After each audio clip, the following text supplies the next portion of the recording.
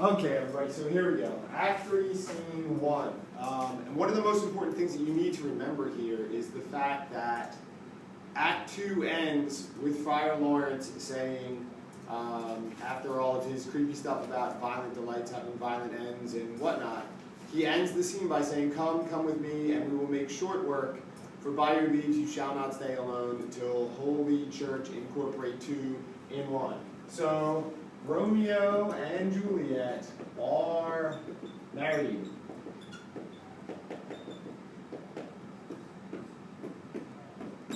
This is really important to what happens in Act 3, Scene 1. The fact that they are married. Nobody else knows it. Benvolio doesn't know it. Mercutio doesn't know it. Their parents don't know it. Nobody knows it but Friar Lawrence and the two of them, and maybe the nurse, and we'll get into that. But for right now, the issue is that none of these other people in the scene are aware of what's going on.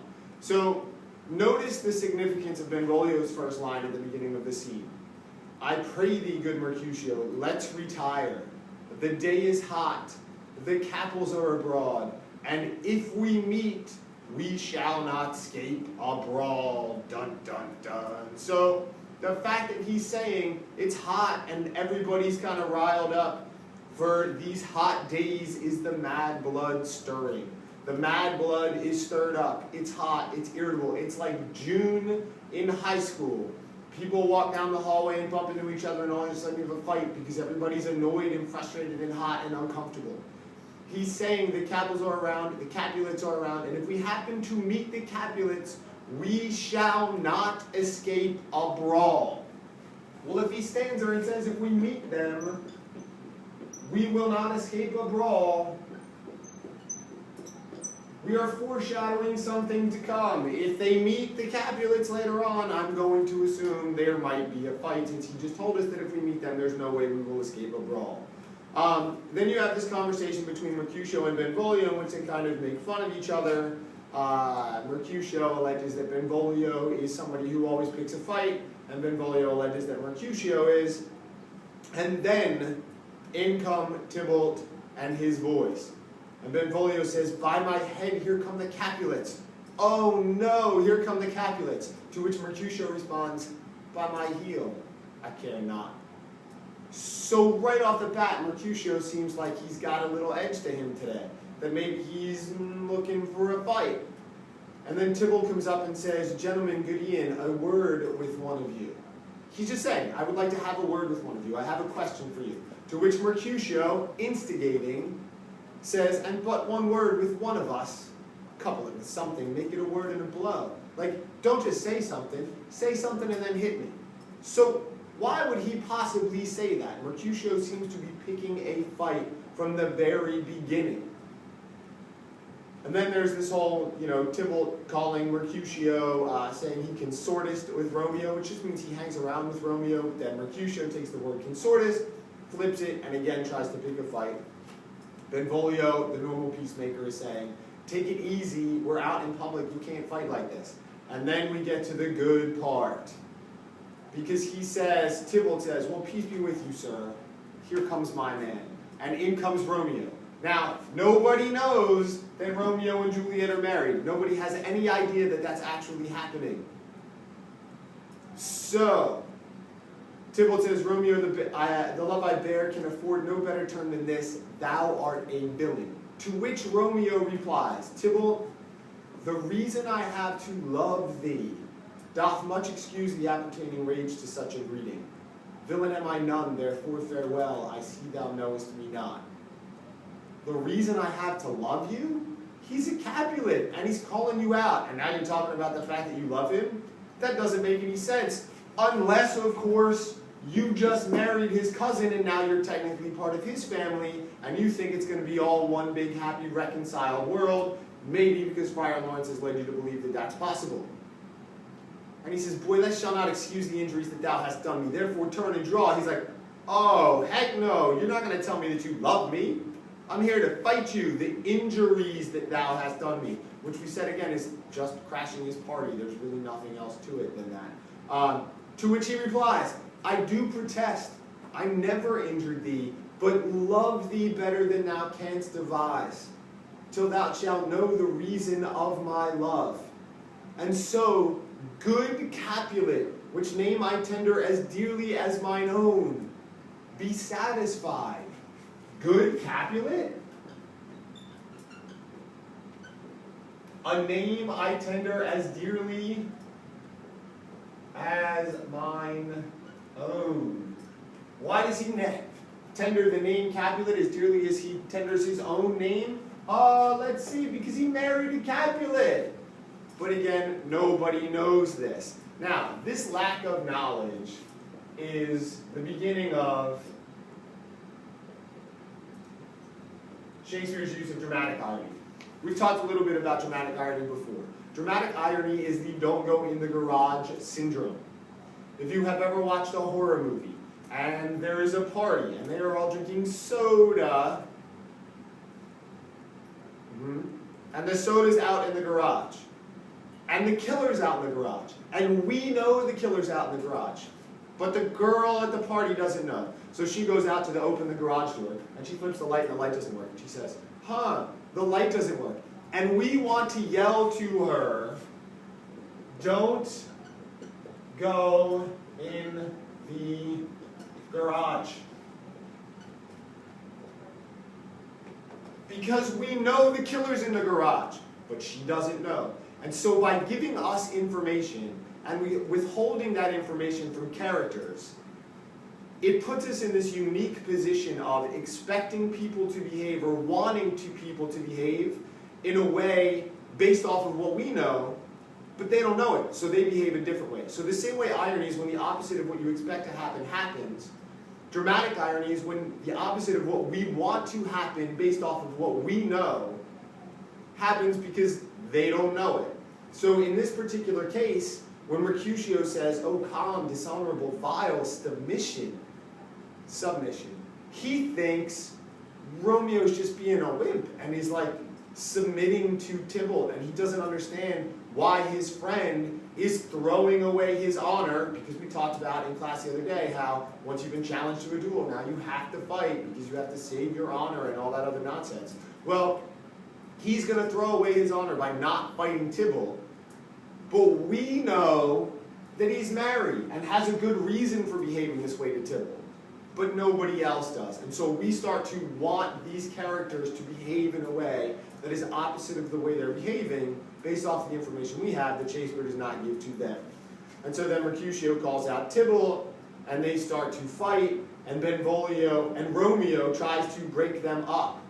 And there's a really important little stage note.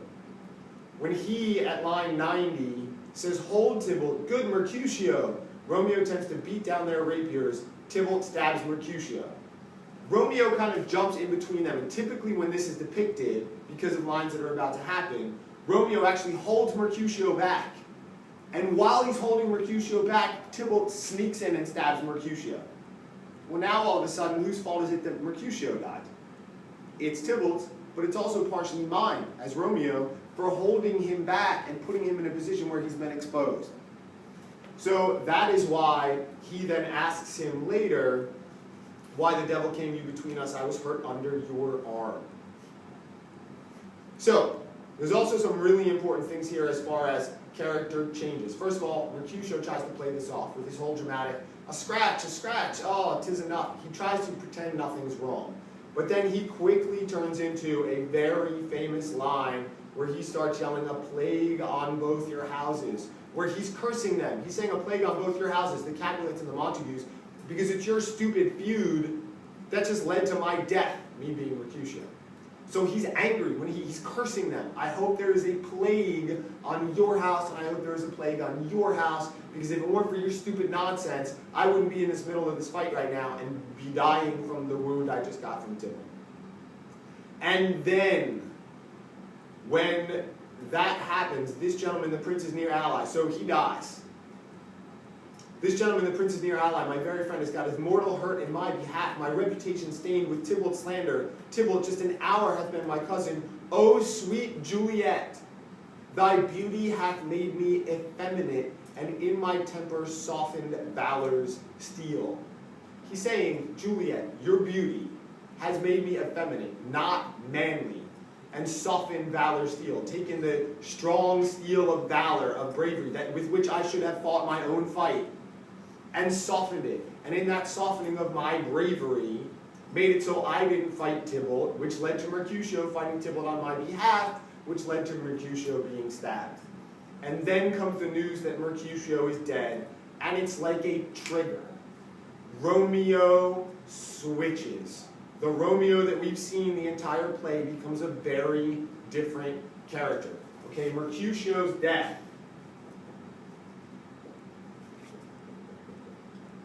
is a turning point for Romeo.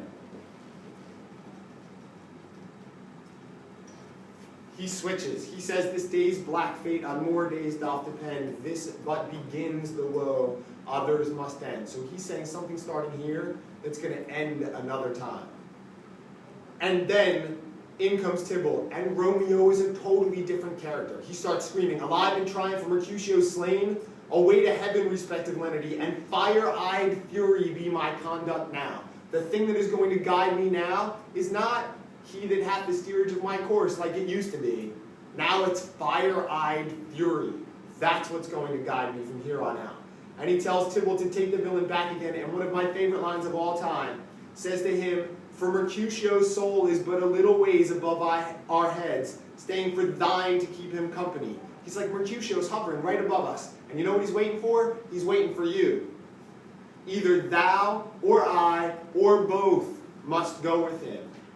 That's a disturbing line because he's revealing that he's so distraught by this now. Now we've seen it a little bit when he made his love devouring death comment. This is not a guy who seems to value his life very much.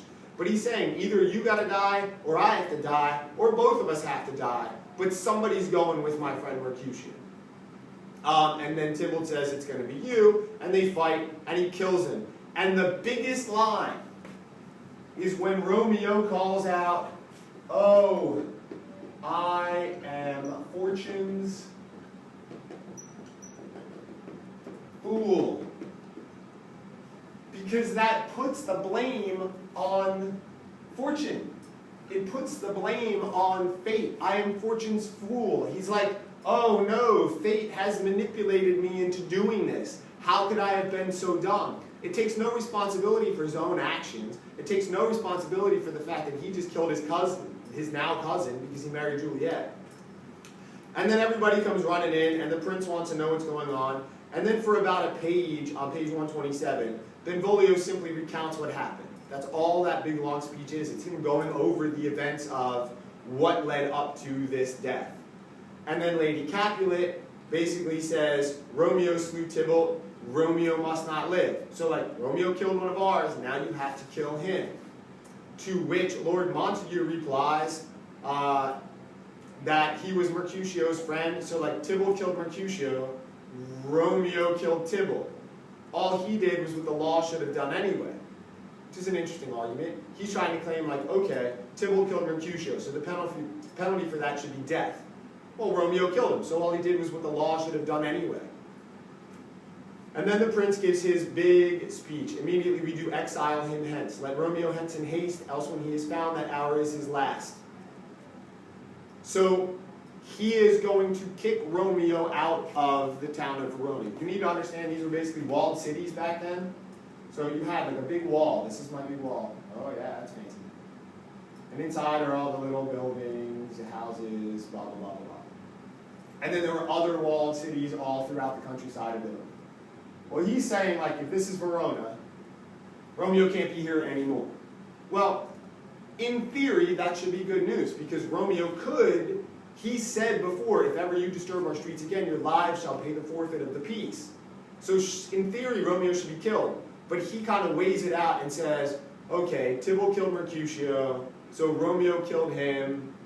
I'm not going to kill him for that because there were mitigating circumstances. I'm just going to kick him out of Verona.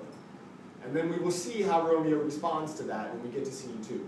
So hopefully that clarifies some of the issues you have. We will begin tomorrow's class by talking a little bit about this, going over any other questions from the study guide that you should have, and then we will get into scene 2. See you tomorrow.